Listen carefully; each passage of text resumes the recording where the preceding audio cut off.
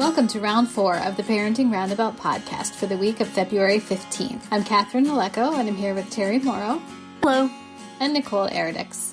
Hi there. As moms of teens and young adults, we've survived those little kid days, yet we're still rethinking the decisions we made all through our kids' lives and worrying about what's going on right now.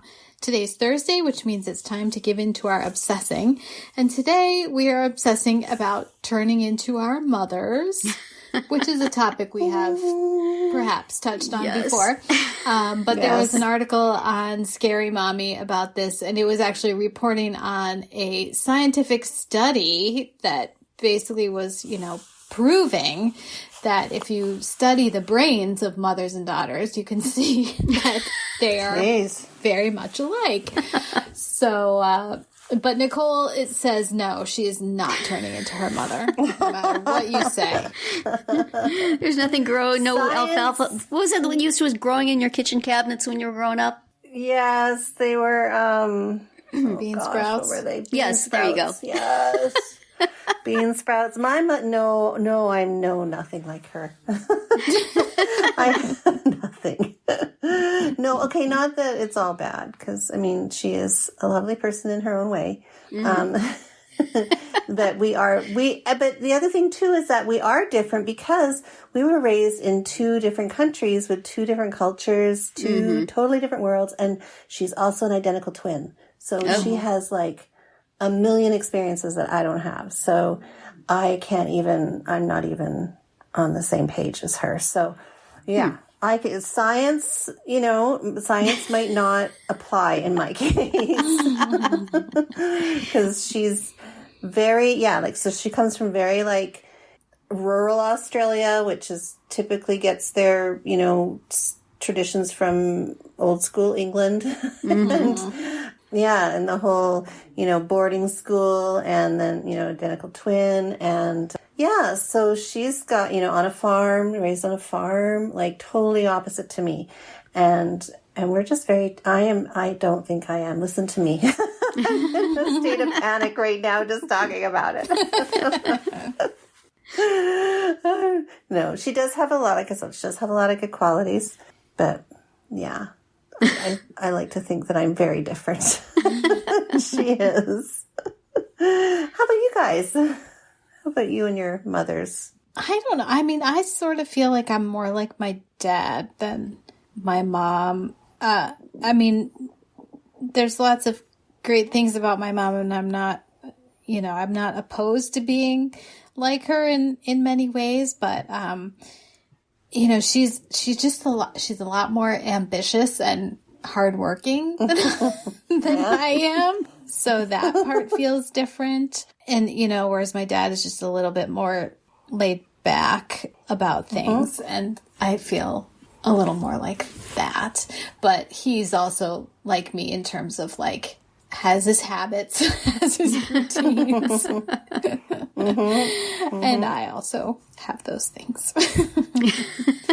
So, yeah. But, it's interesting. This article talked a lot about how this research was about how, out of any sort of combination of parents and children, it's mothers and daughters who are the most similar. So, I don't know, Terry, you've talked about how you feel like you're repeating a lot of things your mother did. I've talked about it a lot lately. I have never been more aware of how much like her I am as now when I am parenting an adult daughter and just reliving conversations that I had with my mother, except from the other side. And knowing how much I hated hearing it when I was on the daughter side of the conversation, but still being unable to not do it on the mother side. So I have all sorts of forgiveness for my mother now. I know what you were going through now, Mom. I'm sorry. But, the daughter can do no different, and neither can the mother. So it's just a very familiar dynamic. And I don't know what to do about it, but I find my mouth moving and words coming out. And I'm going, wow, did I hate that when I heard it. The difference is that my daughter doesn't have the wherewithal I did to get out of the house. So we're just going to keep going round and round and round on this. Whereas I, moved out of the house and then moved out of town and then moved to the other side of the country. And then I still talk to her every day on the phone, so I probably still got it. But, it's just, I don't know if it's necessarily the same personalities. I mean, my mother's and my lives are fairly different in a number of ways, and certainly the way I came into parenting was different. And when my kids were younger and they had their issues, that's something she never had to deal with. But I feel like our coping mechanisms are probably the same, which is to worry about things and to, be super functional right up to the point where we boil over and scream and slam doors. So yeah, I am really quite a lot like her. And not that that's a bad thing. We basically, even though I joke about it, we basically had a great relationship. We were really close friends. And, which did not mean that she did not drive me crazy on a regular basis, and probably vice versa. So right. I just see those patterns recurring with my own darling daughter. And you'd think I would have perspective and be able to change it, but no.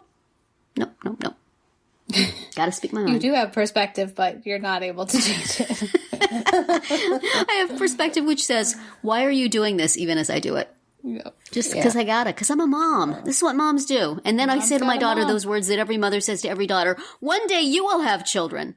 And then you will understand. And it was true in my case. I do. Look at that.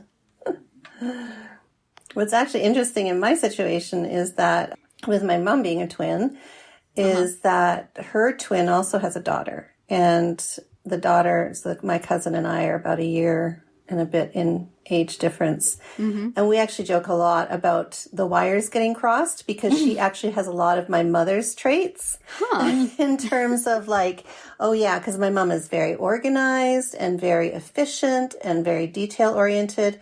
And so is my cousin. I mean, she's made a career out of it and she's fantastic at it. And, very like, she's got itemized lists, like you name it, she's got it. Whereas for me, that's not a major thing in my life, in my world. And so I'm more like my aunt in that sense, who could care less about, it's not that I care less about organizing, but I'm the kind of person that, like the house is tidy, but you open the cupboard and then, things are falling out. So, so there's often the joke that, that definitely they got the wrong daughters because I am much more like my mother's identical twin than her. Wow. So it's kind of interesting. Well, yeah. Somebody do a study on that. I know, right? I don't know if there has been. There might be children of twins, but interesting. But now they're saying that the DNA of twins isn't exactly the same anyway. So who knows? Who knows? But no disrespect to my mother. She's a good woman. She did a good job seeing me through my childhood safely. Well, now, of course, the important question is, would any of your mothers have podcasted had they had the opportunity? Not in a million years. I could see my mom. Your mom might have, right, Catherine? Yeah, I think your mom would, Catherine. My mom might have, if that was the thing. She'd be happy to share her advice with, her thoughts and her advice and her knowledge with other people. I don't know. My mom just got in on the sort of the early thing of having a home computer. I was trying to tell her how to use it, and I don't know that she ever really got into it or got comfortable with it. She certainly really valued and enjoyed her friendships.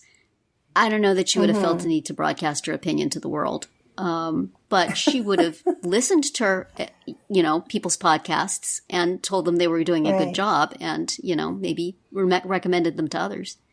She would have been supportive, I think. But I don't know if she would have wanted to. Yeah. Maybe she could have had my ungrateful daughter who moved across the country did this today.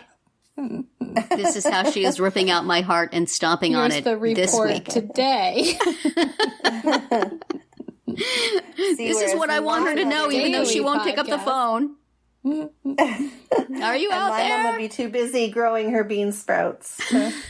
Well, she could have a gardening podcast or natural Her living gardening or whatever. and her aerobics and her everyday walking and biking and being super fit for, a senior citizen. Well, we will have to carry that tradition forward and see what our daughters do. That's right. Check back in how many years. Well, they're old enough now to complain about us, so perhaps we should give them equal time some week. We'll just put the girls in front of the microphones and say, "Tell us how much you hate us." I like it. And, however, for today, that will be it for round 4. Tune in tomorrow when we'll share our roundup of things we've been using or enjoying lately that we think deserve a shout-out. Find all our episodes at parentingroundabout.com and talk back in the comments there, on our Facebook page, or on Twitter, where you'll find us at Roundabout Chat.